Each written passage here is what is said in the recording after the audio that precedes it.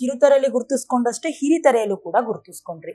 ಈಗ ಅದಕ್ಕೂ ಇದಕ್ಕೂ ಏನ್ ಡಿಫ್ರೆನ್ಸ್ ಅನ್ಸುತ್ತೆ? ರೆಮ್ಯುನರೇಷನ್ ಬಿಟ್ರೆ ಈಗ ಹೇಗೆ ಟ್ರೀಟ್ಮೆಂಟ್ ಇರುತ್ತೆ, ಇದ್ರ ಬಗ್ಗೆ ನೀವು ಹಂಚ್ಕೊಳ್ಳೋದಾದ್ರೆ ನಮ್ ಜೊತೆ.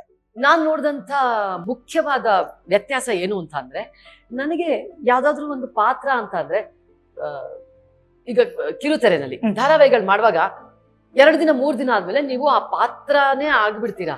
ಕರೆಕ್ಟ್. ಸುಲಲಿತವಾಗಿ ಬರುತ್ತೆ ನಿಮ್ಗೆ. ಅದಕ್ಕೆ ತಕ್ಕನಾಗಿ ಮೇಕಪ್ ಮಾಡ್ಕೊಳ್ಳೋದಾಗ್ಬಹುದು, ಅಥವಾ ಉಡುಗೆ ತೊಡುಗೆಗಳನ್ನ ಹೊಂಚ್ಕೊಂಡು ಹೋಗೋದಾಯ್ತು, ಆ ಮನಸ್ಥಿತಿಗೆ ಹೋಗೋದಾಯ್ತು, ಸೆಟ್ ಆಗ್ಬಿಡುತ್ತೆ ನಿಮ್ಗೆ. ನಿಮ್ಗೆ ನಿರ್ದೇಶಕರು ಏನು ಹೇಳ್ಕೊಡೋ ಅವಶ್ಯಕತೆನೇ ಇರಲ್ಲ. ಒಂದ್ ಸ್ವಲ್ಪ ದಿನಗಳಾದ್ಮೇಲೆ ಸ್ಕ್ರಿಪ್ಟ್ ಕೊಡ್ತಾರೆ, ನಿಮಗೆ ಗೊತ್ತಾಗುತ್ತೆ ಯಾವ ರೀತಿಯಾಗಿ ಮಾಡ್ಬೇಕು ಅಂತ. ನಿಮಗೆ ಪಾತ್ರ ಚೆನ್ನಾಗಿ, ಸೊ ಪಾತ್ರದ ಒಳಗಡೆ ಹೋಗೋದಕ್ಕೆ ಕಿರುತೆರೆನಲ್ಲಿ ತುಂಬಾ ನಿಮ್ಗೆ ಚಾಯ್ಸ್ ಇರುತ್ತೆ ಅಂತ ನನಗೆ ಅನ್ಸುತ್ತೆ. ಅದೇ ಏನಾಗುತ್ತೆ, ಸಿನಿಮಾಗೆ ಹೋದಾಗ ಹೋಗಿದ್ದ ದಿನನೇ, ಈಗ ಪೋಷಕ ಪಾತ್ರ ಅಂತ ಹೇಳಿದ್ರೆ ನನಗೆ 2 ದಿನ 3 ದಿನದಲ್ಲಿ ಪಾತ್ರ ಮುಗ್ದು ಹೋಗುತ್ತೆ. ಆ ಪಾತ್ರನ ಅರ್ಥ ಮಾಡ್ಕೊಂಡು ನೀವು ಅದನ್ನ ಎಂಜಾಯ್ ಮಾಡ್ಕೊಂಡು ಅದ್ರ ಒಳಗಡೆ ಹೋಗೋ ಅಷ್ಟರಲ್ಲಿ ಪಾತ್ರನ ಮುಗ್ದೋಗಿರತ್ತೆ. ಇದು ನಾನು ಕಂಡಂತ. ಈಗ ಎಷ್ಟೊಂದ್ ಜನ ಇವಾಗ ದೊಡ್ಡ ದೊಡ್ಡ ಕಲಾವಿದ್ರು ಇದ್ದಾರೆ, ಕರೆಕ್ಟ್, ಹೋಗ್ತಿದ್ದ ಹಾಗೆ ಪಾತ್ರದೊಳಗೆ ಈ ರೀತಿಯಾಗಿ ಹೊಟ್ಟೋಗ್ಬಿಡ್ತಾರೆ ಅವರು. ಮಹಾನ್ ಕಲಾವಿದ್ರು, ತುಂಬಾ ಚೆನ್ನಾಗಿ ಅನ್ಸುತ್ತೆ. ಏನಪ್ಪ ಈಗಿನ ಬಂದ್ರು ಸ್ಕ್ರಿಪ್ಟ್ ನೋಡ್ತಿದ್ದಾಗೆ ಪಾತ್ರ ಗೊತ್ತು, ಆ ಪಾತ್ರ ಆಗ್ಬಿಡ್ತಾರೆ ಅವರು.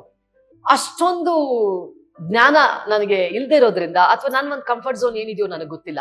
ಕಿರುತೆರೆನಲ್ಲಿ ನನಗೆ ಒಂಥರ ಸುಲಲಿತವಾಗಿ ಪಾತ್ರದೊಳಗೆ ಹೋಗಿ ಅದನ್ನ ಎಂಜಾಯ್ ಮಾಡುವಂತಹ ಸ್ಪೇಸ್ ಸಿಗುತ್ತೆ.